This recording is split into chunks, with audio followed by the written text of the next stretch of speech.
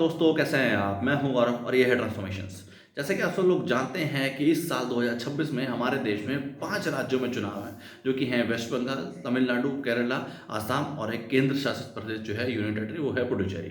अब देखिए, इन सब चीज़ों को लेके माहौल अभी से गर्म होने लगा है। प्रिंट मीडिया में, सोशल मीडिया में सब चीज़ें छपने लगी हैं। वहाँ के जो भी जो फिलहाल के सीएम हैं, जो भी पॉलिटिकल पार्टी, भले वो नेशनल पॉलिटिकल पार्टी हो या एक तरीके से रीजनल पॉलिटिकल पार्टी हो, इन सब चीज़ों के ऊपर बयान देने लगे कि इस बार हम जीतेंगे या ओवरऑल जो कुछ भी है। देखिए, आप जानते ही हैं कि देश में political as well electoral democracy है और इस तरह की चीज़ें होना लाज़मी भी हैं। बट ओवरऑल एक अच्छी डेमोक्रेसी के लिए 3 चीज़ें होनी चाहिए और वो तीनों ही चीज़ें नदारद है। ऐसा नहीं है कि इन पर्टिकुलर इलेक्शंस में नदारद है, ओवरऑल ही नदारद है। और जिन चीज़ों को लेकर हमने ट्रांसफॉर्मेशन जैसा प्लेटफॉर्म को की भी शुरुआत की है। अब देखिए, ये 3 चीज़ें क्या हैं? फर्स्ट ऑफ ऑल, हम आज भी उन जो राज्य में जो फिलहाल जिन भी सरकारें हैं, भले वो एक तरीके से रीजनल पॉलिटिकल पार्टी की हैं, केंद्र की हैं, उसमें वही है कि ममता बनर्जी जैसे वेस्ट बंगाल में, तो उनको ही हम दर्शा रहे हैं, या जो हमारा ओवरऑल सिस्टम उसको दर्शा रहा है कि वो इस बार जीत पाएंगे या नहीं जीत पाएंगे। क्या हेमंत बिस्वा शर्मा जो हैं आपके आसाम में आगे कंटिन्यू कर पाएंगे या नहीं कर पाएंगे? ऑल तो उनका तो ऐसा दावा है कि 126 में से वो 103 सीटें जीतने का काम करेंगे, वो पूरी तैयारी में है।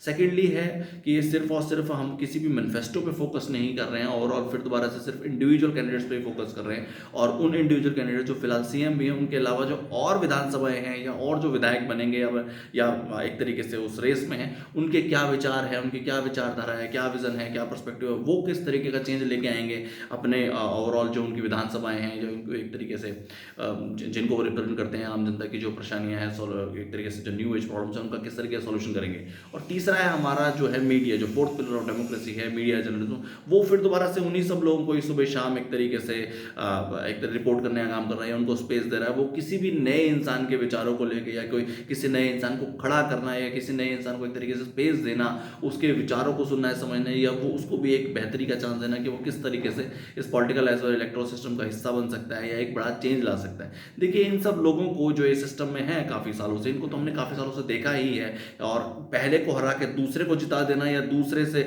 डिससेटिस्फाई होकर फिर दोबारा पहले को जिता देने से ओवरऑल सोल्यूशन नहीं हो पाएंगे। सोल्यूशन तभी हो पाएंगे जब बेहतर से बेहतर इंसान को, भले वो एग्जिस्टिंग है या एक तरीके से कोई नया है, उसको अपॉर्चुनिटी मिलेगी, वो सिस्टम का हिस्सा बनेगा और उस सिस्टम में काफ़ी सारे नए चेंजेस लेके आएगा। न्यू एज प्रॉब्लम जो है देश के सामने, भले राज्य स्तर की प्रॉब्लम के सामने, उन सबका सोल्यूशन करेगा, तभी बेहतरी हो पाएगी। सिमिलर तरीके के सिस्टम्स को अगर आप बार बार रिपीटेड वे में करते रहेंगे, एक बार रीजनल पॉलिटिकल पार्टी की सरकार को आप हरा के अगर दूसरी एक नेशनल पॉलिटिकल पार्टी की सरकार ले आएंगे और उसके बाद फिर दोबारा रिग्रेसिव चेंज हो जाएगा, इससे कोई बड़ी बेहतरी नहीं हो पाएगी। हमने पास्ट ईयर्स में देखा ही है। अब ये समय है कुछ नया करने का, नए लोगों को सिस्टम में लाने का।